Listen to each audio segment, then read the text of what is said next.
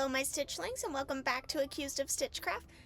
I heard today that you are looking to level up your amigurumi plushie game, and I am here to help you with that, okay? I'm gonna tell you, I have come a long way and I've learned a couple things that totally changed how my plushies look. So let me just show you one of my early projects. Don't judge, okay? Here's one of my first axolotls I ever made. I won't lie, I still think he is so cute. His stitches, though, just leave more to be desired. Okay, you can see the stuffing. The shape of the stitches isn't very clean. I'm pretty sure I forgot some rows in his head. Yeah. And here is something I made more recently. You can see it's a lot cleaner. You're not seeing any of the stuffing. So, let's get you from here. Maybe you're not starting here. Congrats if you didn't start as low as me. But we're gonna get you to here, okay? Let's get started.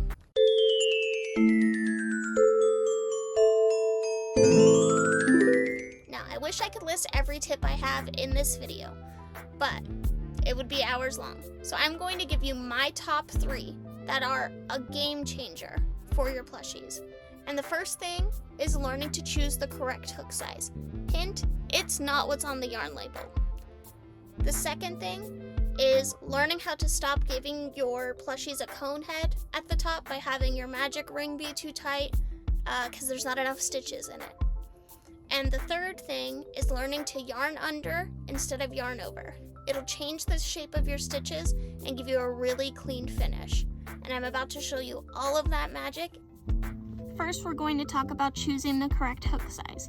What I'm about to say applies to any yarn that you choose. There's so many different yarns that you can use for plushies. I'm not even picky about what yarn I use, but this trick is going to apply no matter what.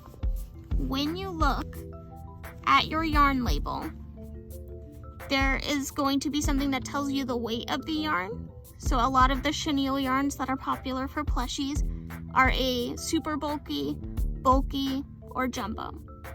And then they have the recommended hook sizes for knitting and for crocheting. Now, if I were to just listen to what's on this label, it is telling me to use an 8mm crochet hook. Okay, let me show you what that looks like. Huge, right? She real big. And this is causing huge gaps between your stitches when you're doing plushies. This is talking more about blankets or other wearables. This isn't a great recommendation for making plushies. So I'm going to show you with this same yarn, I made this little capybara. Cute, right? And for this project, I sized down 2 hooks. So I went down from an 8mm to a 6mm. So that made my stitches much tighter and closer together. Now there are still some areas here, mostly where I was doing decreases, where you can still see, it's kind of hard for you to see on the camera, but you can still see little holes, especially around where I sewed the head, and I can kind of pull it apart and I can almost see between the stitches. So yes, they're tighter than it would have been if I used an 8mm, but still not tight enough. I truly wish I had gone down to a 5 for this project. So generally I would recommend going down at least 2 hook sizes from what your yarn label says. And after working for a little bit, you might want to go back and check, should I go down again? Now this does also depend on your tension. If you crochet really tightly, you might need to only downsize 1 hook. If you're a really loose crocheter, you might need to go down even more hook sizes. But if you've been wondering why some people's stitches look tighter, they are not listening to what this yarn label says. Another thing that can happen to your plushies is getting a little bit of a cone head. And you can see it here on my axolotl. His head's not rounded at the top, he's got this little point. And that often happens when you are putting only 6 stitches in your magic ring. And it's not your fault. A lot of patterns tell you to do that. But a way that you can help fix this is by changing those first few rounds of your plushie project.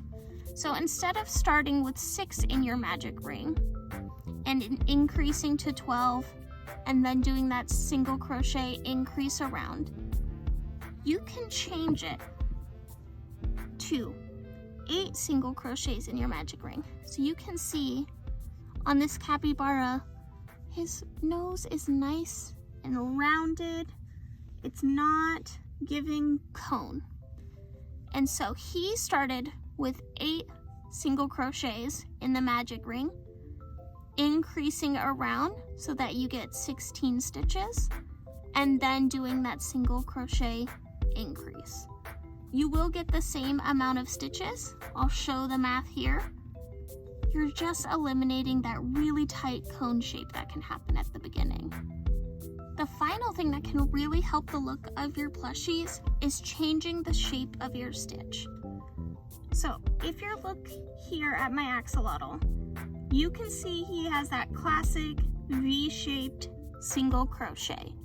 And that is how you learn to do them. That's how a single crochet is done. But you can change your single crochet to becoming more of an X shape. And that is how a lot of people are getting their really smooth finish, where those stitches are nice and even, and it actually saves you yarn to do your stitches this way. So let me show you the difference. Here's my magic ring, and typically when you work a single crochet, normally you would yarn over, pull up a loop, yarn over, pull through both loops. With plushies, if you want to change that stitch shape, instead of yarning over, you're going to yarn under. So you're going to insert your hook, and you're kind of grabbing the yarn. The yarn is under your hook. Grab it, pull up a loop, and then yarn over and do your single crochet like normal. This takes your stitch from a V shape to an X shape, and it really gives that clean finish that a lot of plushie creators out there have figured out, and it's what can take your work from looking a little bit more intermediate to looking really advanced. So it can be hard to get in the habit of it, but now I have a hard time when I'm working on other projects where I don't want that shape to do it the traditional way. But this really will up your game and give you a much cleaner finish.